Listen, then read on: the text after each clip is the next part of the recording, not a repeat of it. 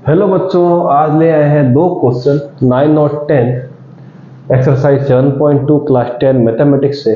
Chapter का नाम है कोऑर्डिनेट ज्योमेट्री। अब क्वेश्चन नंबर 9 और 10 क्या है, पहले 9 को समझ लेते हैं। Find the coordinates of the point which divide the line segment joining A and B into 4 equal parts. तो हम क्या करते हैं बच्चों, पहले हम इसका सॉल्यूशन कैसे लिखेंगे। हम करते हैं काम, हम ए बी बना लेते हैं। ये लीजिए, यहाँ पर हम a लिखते हैं, इसके कोऑर्डिनेट कितने हैं बच्चों, -2,2। अब b के कोऑर्डिनेट आ गए हमारे पास 2,8। तो हमें इसको 4 इक्वल पार्ट में डिवाइड करना है। तो हम सबसे पहले क्या करते हैं, इसको आधे में डिवाइड करते हैं। चलिए यहाँ पर मैं लिख देता हूँ, ये रहा, इसको मैं लिखता हूँ p। इसके कुछ ना कुछ कोऑर्डिनेट आएंगे क्योंकि मिड पॉइंट है। उसके बाद हम क्या करेंगे, AP का मिड पॉइंट निकाल लेंगे। यहाँ पर मैं लिख देता हूँ Q। उसके बाद हम PB का मिड पॉइंट निकालेंगे, क्या आएगा बच्चों, R। तो हम अगर गौर से देखें तो यहां से देखिए, एक सेगमेंट, एक पार्ट आया, यहाँ दूसरा, यहाँ तीसरा और यहाँ चौथा। मतलब पूरे का आधा, फिर जो आधे का हिस्सा है उसको भी आप हाफ कर दीजिए तो आपका काम 4 पार्ट्स में हो जाएगा।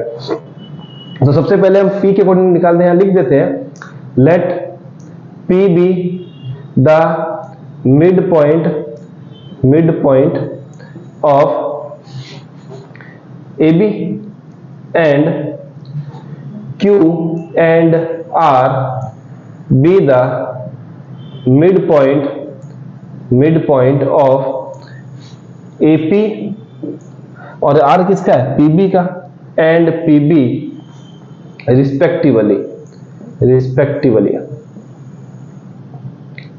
ठीक है बच्चों, तो हमने P लिया है किसका, मिड पॉइंट AB का, Q मिड पॉइंट है AP का और R मिड पॉइंट है PB का। तो हम निकाल लेते हैं सबसे पहले P के कोऑर्डिनेट। तो कोऑर्डिनेट ऑफ P क्या होगा, हम निकालेंगे कोऑर्डिनेट ऑफ P। कैसे निकलेगा, हम क्या करेंगे, A और B का मिड पॉइंट निकाल लेंगे। तो हम निकालेंगे कैसे, यहाँ पर लिख देते हैं, x की वैल्यू क्या आएगी P के कोऑर्डिनेट के लिए, हम इसको और इसको प्लस करते हैं तो -2 + 2 डिवाइड बाय 2। और y के कोऑर्डिनेट कैसे निकलेंगे बच्चों, 2 को 8 के साथ प्लस कीजिए, डिवाइड बाय कितना करना पड़ेगा, 2 से। तो यहाँ पर हमें मिलेगा 0, नीचे 2 आएगा, तो यहाँ पर क्या मिल गया बच्चों, 0। और y के यहाँ पर क्या मिलेगा, 10 के नीचे 2, तो y की वैल्यू बच्चों कितनी आ गई, 5। क्लियर है क्या, चलिए क्लियर है। तो हमें x की वैल्यू यहाँ पर मिल गई 0, y की वैल्यू मिल गई 5। मतलब P के कोऑर्डिनेट हमें मिल चुके हैं 0,5। अब फिर से हम देखेंगे तो AP का मिड पॉइंट क्या है बच्चों, Q। तो चलिए अब यहां पर आ जाते हैं, तो लिखेंगे कोऑर्डिनेट ऑफ Q निकालना है। फिर से क्या होगा, दोनों का मिड पॉइंट लीजिए, तो -2 + 0, पहले x निकाल लेते हैं, -2 + 0, ये लीजिए, डिवाइड बाय कितना आएगा बच्चों, 2। y क्या आ जाएगा आपके पास, 2 + 5 डिवाइड बाय कितना आएगा, 2। तो x की वैल्यू यहाँ पर आ गई -2 के नीचे 2 और y की वैल्यू आ गई 7/2।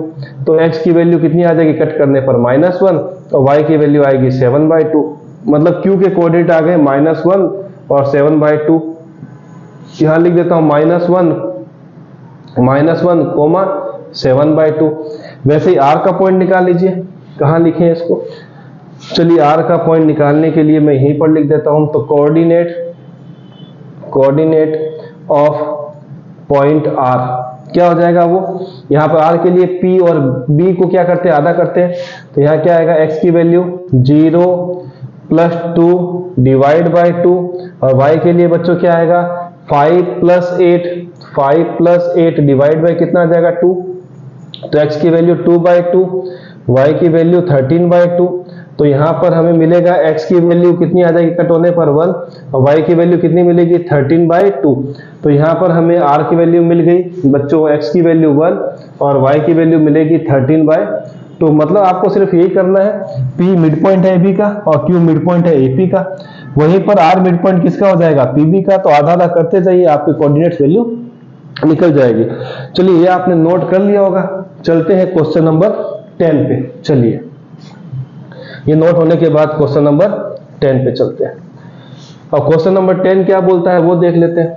क्वेश्चन नंबर 10 में क्या पूछा है, find the area of the rhombus if its vertices are 3, 0, 4, 5, -1, 4, and -2, -1 taken in order.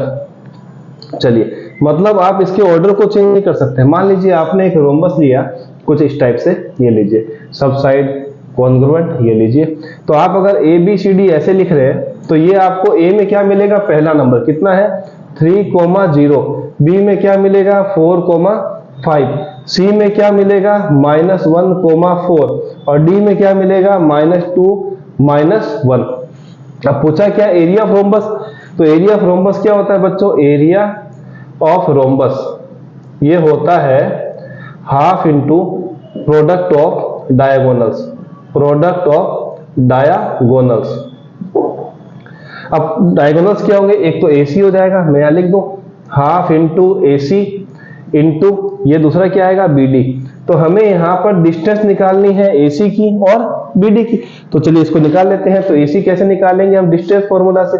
चलिए AC लिख देते हैं, स्क्वायर रूट, यहां से जाएंगे 3, AC मतलब -1 -3, तो यहां लिख देता हूं -1 -3 का होल स्क्वायर प्लस 4 -0 का भी क्या आ जाएगा बच्चों, होल स्क्वायर। तो दोनों माइनस के हैं तो माइनस का 4 आ जाएगा स्क्वायर प्लस 4 का होल स्क्वायर। चलिए यहां तक ठीक है। AC कितना आ जाएगा बच्चों, -4 का स्क्वायर 16, 4 का स्क्वायर भी 16, तो ये हमें देगा 32। तो हमें AC बच्चों कितना मिल गया 16 इंटू 2 अंडर रूट के अंदर, तो AC कितना मिलेगा 4√2। AC की वैल्यू तो आ गई, अब हमें क्या निकालना बच्चों, BD की वैल्यू। चलिए इधर निकाल लेते हैं। BD की वैल्यू कैसे निकलेगी, सेम इसी तरीके से। चलिए लिख देते हैं BD, ये लीजिए BD क्या आएगा स्क्वायर रूट के अंदर, तो ये आ गया आपके पास BD। तो -2 -4, ये लीजिए -2 -4 इसका whole square plus -1 -5 -1 -5 x2 -x1 का whole square plus y1 -y2 का होल स्क्वायर, फॉर्मूला ये है। तो ये -6 दो माइनस मिलके क्या बनाते हैं, प्लस हो जाते हैं। साइन दोनों में से किसी का भी एक रख दीजिए। स्क्वायर यहाँ भी क्या आएगा -6 का स्क्वायर, चल रहा है सारा खेल स्क्वायर रूट के अंदर। तो BD आ गया -6 का स्क्वायर 36, ये भी -6 का स्क्वायर 36, तो BD हमें मिल गया 72। तो BD को हम लिखेंगे बच्चों 36 2 जा, क्योंकि हमें पता है 36 2 जा कितना होता है 72, 36 बाहर आएगा तो बनेगा 6, ये आ जाएगा √2। और हमें यहाँ पर ACBD दिया हुआ है तो हम लिख देते हैं 1/2 इंटू AC कितना है बच्चों 4√2 और BD कितना मिला है हमें 6√2। ये लीजिए, यहाँ के बाद हम क्या करेंगे 1/2, ठीक है, 4 6 जा 24, और 2 अंडर रूट हो तो एक कैंसिल हो जाता है, मतलब अंडर रूट कैंसिल हो जाते हैं। तो कितना आएगा, अंडर रूट कैंसिल हुआ तो कितना बचेगा ओनली 2, ऐसा नहीं कि 4 लिख दे। तो 2 अंडर रूट है मतलब एक अंडर रूट कैंसिल हुआ, आपके पास कितना आ गया 2, तो 2 से 2 कैंसिल हो गया, तो आपको मिलेगा 24। यहाँ पर लिखिए स्क्वायर यूनिट्स। आप ऐसा क्यों लिख रहे हैं, क्योंकि कुछ ना कुछ यूनिट तो इनकी डालनी पड़ती है।